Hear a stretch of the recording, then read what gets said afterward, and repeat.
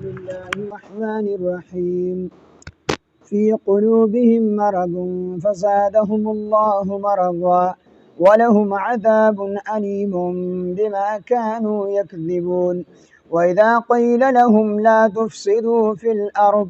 قالوا إنما نحن مصلحون صدق الله العظيم. الله رب العزت د منافقانو بحث چکم دی قرآن مجید کی شروع کرے دی. فی قلوبهم مرض، اللہ پاک فرمائی دو دوی وزرونو کے مرض دی. فزادهم اللہ مرضا، پس زیاد کرو اللہ تعالی مرض دو دوی. ولهم او دو دوی دبارا عذاب علیم، عذاب دردناک تی. بما پس سبب دا حقی کانو یکذبون چی با ہمیشہ دروغ ویل. فی قلوبهم مرض، دا دوی پزرونو کے مرض دی. نو مرض د انسانی جسم د اعتدال د حالت نه وتلو نوم دې ته کوم مرض ویل شي، چې انسان دا وجود د خپل او مناسب او اعتدال والا حالت نه اوزي بیماری کې مبتلا شي. اگر وجود کې الله رب العزت هر یو شی په خپل مقدار پیدا کړی. لکه مثال په تور اوس شوګر دی خوګه، نو دا په هر انسان کې الله رب العزت برابر پیدا کړی. خو چې کله دا د اعتدال د حالت نه اوزي، دا زیات شي، نو بیا ورته مونږه وایو شوګر، ورته وایو مونږ دې کس شوګر دی، دا کس د شوګر بیمار دی. څه مطلب د خوږې هغه مقدار سیوا شوی دی یا کم شي، نو مونږ وایو د شوګر چې کم دی کم شوی دی. نو هر یو چیز الله رب العزت په بدن کې په خپل مقدار کې پیدا کړی دی. نو چې کله بدن دا د اعتدال د حالت نه اوزي، د مناسب حالت نه اوزي، د درمیانه حالت نه اوزي، د دې ته بیا بیماری ویل شي. او بیا دغه بیماری کو د دې انسان علاج نه کوي، نو عام قانون دا دی چې دغه بیماری د زیاتېدو د وجې بار بار چې دا بیماری روز تر ورځې زیاتېږي او دا کس علاج نه کوي، نو آخر دا چې دا کس مرګ ته کوم دی ورسي. دغه رنګي د بیماری اطلاق او مجازن په روحاني بیمارو باندې کیږي. حسد و بغض و کینه، دروغ و کفر و نفاق، دې ټول ته کوم دی دا یو روحاني مرزونه دي. نو منافقان ټول چې کوم دی په دې روحاني بیمارو کې، په حسد کې، په بغض کې، په دې کې چې کوم دی مبتلا وو. او دا بغض به د دوی روزانه ورځ تر ورځه دا چې کوم دی ډېرېدو. ځکه چې د چا سره حسد وي او ته په چا باندې ناسود دی، او اگر ورځ تر ورځه چې کوم دی د یوې ورځې نه بلې ورځې ته ترقي کي، د بلې ورځې نه بلې ورځې ته ترقي کي، عزت یې زیاتېږي، مال یې زیاتېږي، د هغه سره ملګري زیاتېږي، نو یقیني خبره ده چې کم حاسد وي، د په زړه کې د حسد وي، نو دې چې د هغه ترقۍ ته ګوري، نو دې خامخا چې کوم دی خفه کېږي، او د زړه هغه ناسودي او د زړه هغه سوی هغه نور چې کوم دی زیاتېږي. نو دغه رنګه منافقانو دی به چې کله رسول الله صلی الله علیه وسلم ته قاتل، صحابو ته به قتل، نو هغه به روز تر ورځې مخ په وړاندې باندې روان، روز تر ورځې به صحابه زیاتېدل، خلک به مسلمانان کېدل، د نبی علیه السلام ملګري به زیاتېدل، روز تر ورځې مسلمانانو ترقي کوله. نو د دې منافقانو زړه کې چې کم سوخ او کم درد او مسلمانانو کم ناسودي هغه به روز تر ورځې زیاتېدل. او بیا دا هم چې یو سړی ناسود ومي او د بوزدلۍ د وجې چې چا سره دې حسد کوي، په چا باندې دې ناسود وي، نو داغه د خپل زړه غ اظهار چاته نشي کولی. یو سړی چې سره بد وکړي یا په چا باندې ناسود وي، نو دې چې بل ته خبرې وکړي، د زړه له ګوندګي سپک شي. خو چې خبرې نه کړي، یو سړی داسې دی چې هغه چا بد هم نشي ویلی او دې پې ناسود هم دی، نو په زړه کې دننه خوټ کېږي او دې په خوله باندې د هغې اظهار نشي کولی. نو بعضې وخت یو سړی ډېر ناسود وي او دې چې کوم دی دننه زړه خوټ کېږي، خو په خوله دغه کس بد هم نشي ویلی د یرې د وجې نه، د بوزدلۍ د وجې نه. نو دا روحاني بیماری اکثر په جسمانی بیماری کې بدل شي. زموږ کتابونو ذکر کړی دي چې د حاسد د لپاره کوم سړی چې حسد کوي د چا سره، د ده لپاره په دنیا کې دغه عذاب بس دی چې دې څه کولی شي نه، او زړه چې کوم دی دننه خوټ کېږي، زړه درد کوي چې هغه ته ګوري، هغه ترقي کوي، او هغه چې معمولي غونډه کې ترقي ورته میلاو شي، نو د دننه زړه درد کوي خو څه ویلی نه شي. نو د حاسد دپاره دغه بس ده. نو منافقانو به چې ورځ تر ورځ نبي علیه السلام ته کتل او صحابو ته به کتل او مسلمانانو ته به کتل، روز تر ورځه به هغوی ډېرېدل، روز تر روز به الله رب العزت هغوی له عزت زیاتو، ترقي به یې ورکوله. نو هغه به دې ته کتل د دې د زړه هغه بلاس هغه نور سیوا کېدو او د منافقت د دلتوب د وجبه دوی هغه خپل منافقت هم چاته شو ښکارا کولی نو چاته به ښکارا کوم نه او دویمه خبره ده چې دغه حسد دغه بغض دغه کینه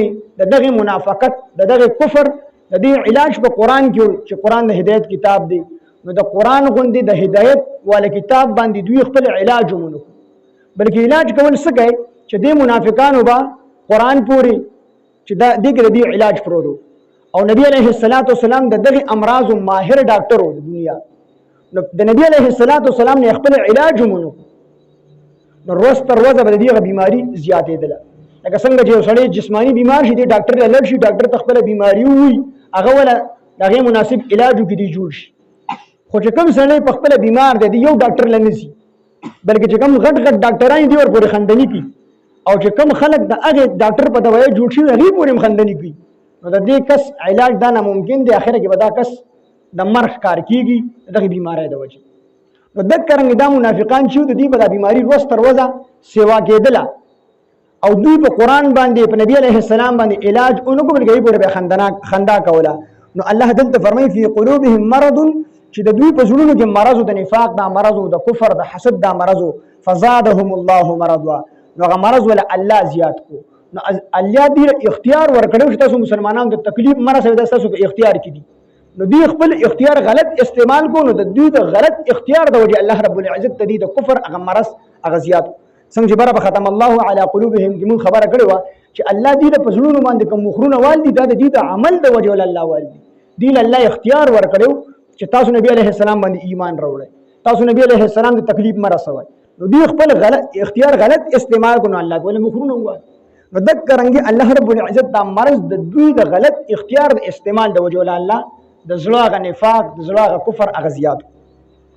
نو فزادهم الله فی قلوبهم مرض د دوی په زړونو کې مرض دی فزادهم الله فزيات کو الله تعالی مرض ولهم د دوی لپاره عذاب علیم دردناک عذاب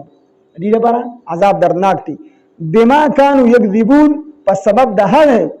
كانوا يكذبون چې دوی به همیشه دروغ وایي نو دا عذاب د دروغ د وجه نو دا عذاب خو د دوی د کفر دردناک عذاب چې دی الله وی په وجه د هغه یکانو یکذبون چې دی به همیشه دروغ وایي نو د دوی د عذاب د تش دروغ د وجه نو دا خو دغه منافقت او دغه کفر د وجه نو دروغ اگر چې ډیر لوی ګناه ده حدیث پاک کې راځي ګناه کبیره ده غټ ګناه دی او ګناه کبیره ده بل حدیث پاک کې راځي چې انسان یو پر دروغ وي نو د په خله باندې فرشته مقرر دي نو د رحمت فرشته د خله نه یو میل پاسه باندې کوم دي تختی نو دروغ ډیر لوی ګناه ده او بعضی وخت چې انسان دروغ وی مستقل دی خپل دروغ خپل عادت جوړ کی نو د اکثر د نفاق د منافقت دغه درجه ته رسی او دا منافقان هم چې دی به همیشه دروغ ویل دغه دروغ د وجنه دی د منافقت او د کفر دغه اعلی درجه ته ورسید نو ځکه الله پاک وجه په سبب د هغه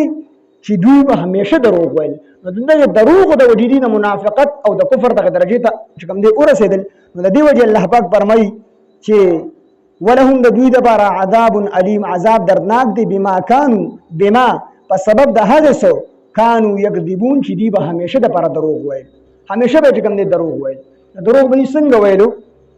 د دې په خله باندې داوا دا کوله چې مونږ په الله باندې ایمان راوړل نبی علیه الصلاۃ والسلام ته پتا سو ایمان راوړل او آسماني کتابونو ایمان راوړل په ورځ د آخرت مو ایمان راوړل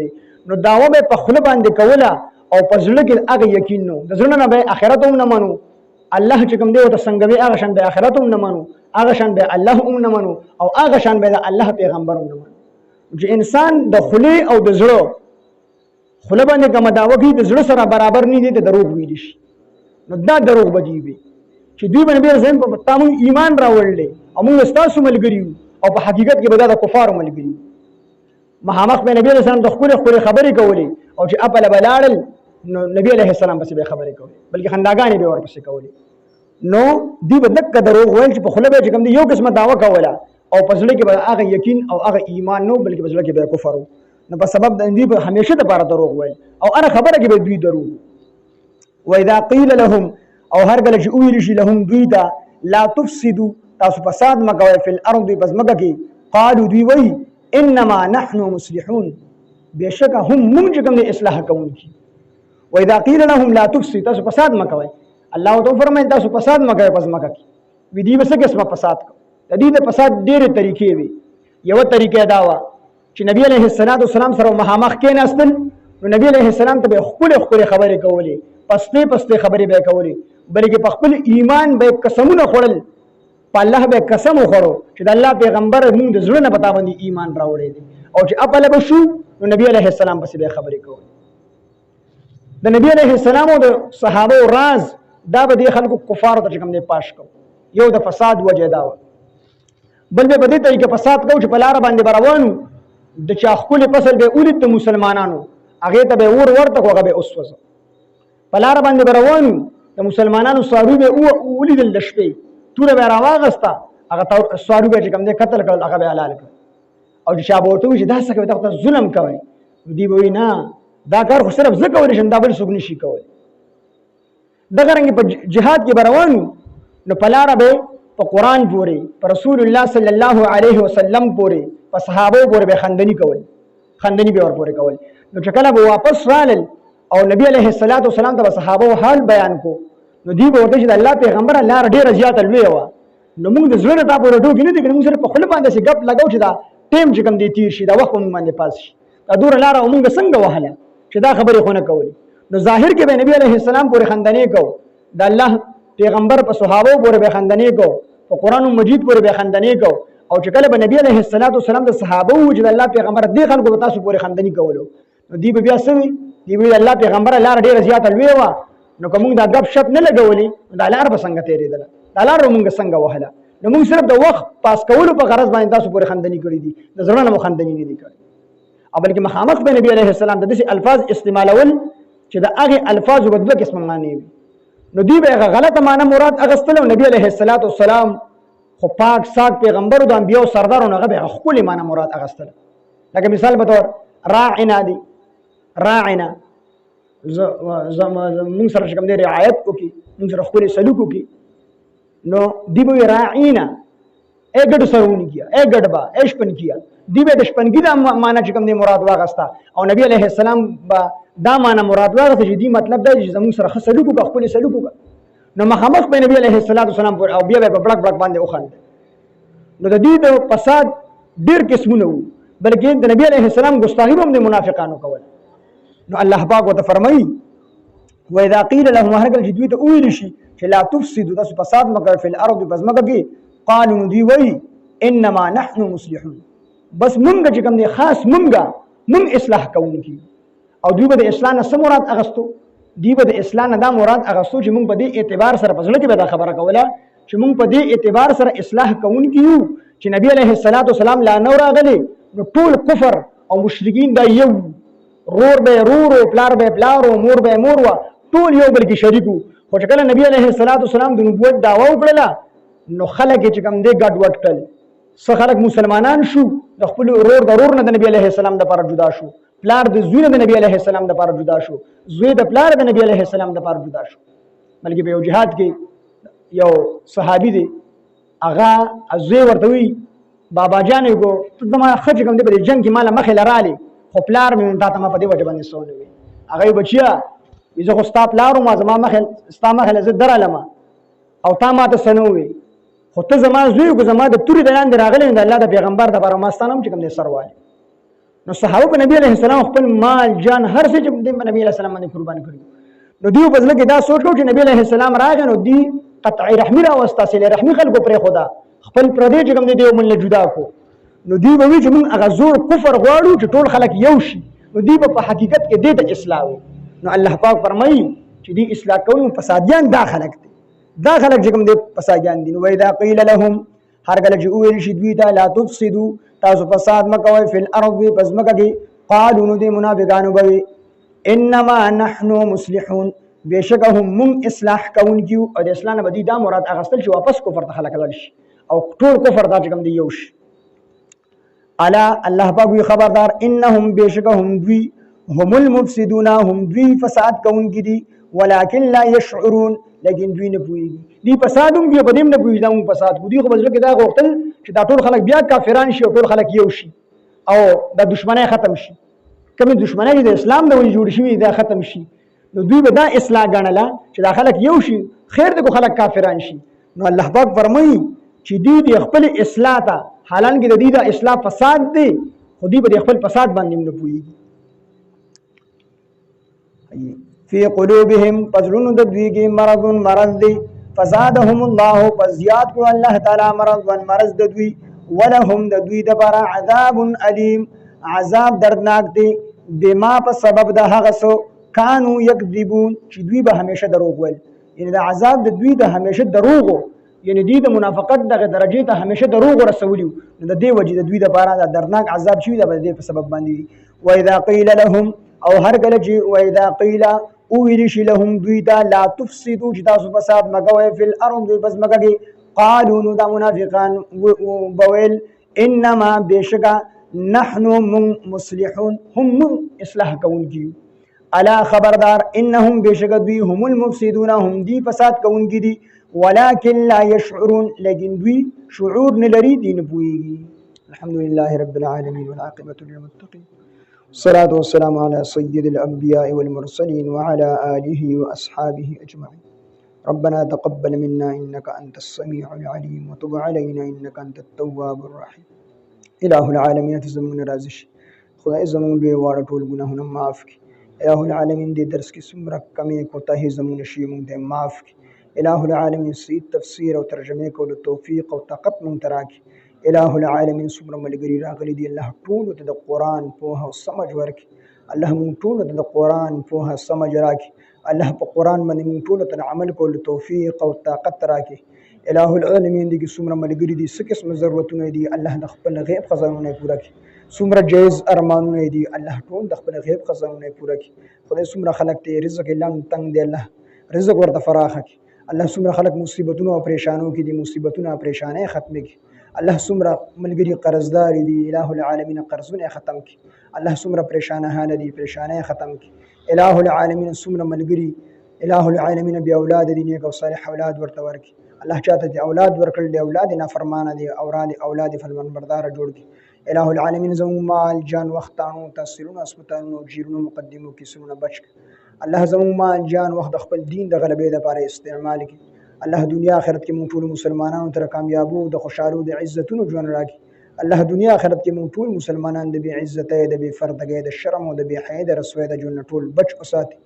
الہ العالمین زموږ ماشومان دیندار کړي الله زموږ ځوانان دیندار کړي الله زموږ د ځوانانو ځوانۍ د دین لپاره قبول او منظور او فرمایي الہ العالمین مشران د حیا د عزت ژوند ورکړي الہ العالمین په زنانو د حیا د عزت صادرونه راواچي الہ العالمین مونږ دعا د هتو چن راضي رسول الله صلی الله علیه وسلم چې د خپل امت ته خیر د پاره کوم دعاګانې غوښتي پوره سبق زموږ نصیب کړي الله د کوم شرور نه امان غوښتي راغی نه موږ امان راکړي الله خاتمه زموږ د ټولو بل خیر او بل ایمان کې الله په وخت ځن قدم زړه په صدق سره په جبه زموږ د ټولو مسلمانانو دا کلمه چالو کې چې لا اله الا الله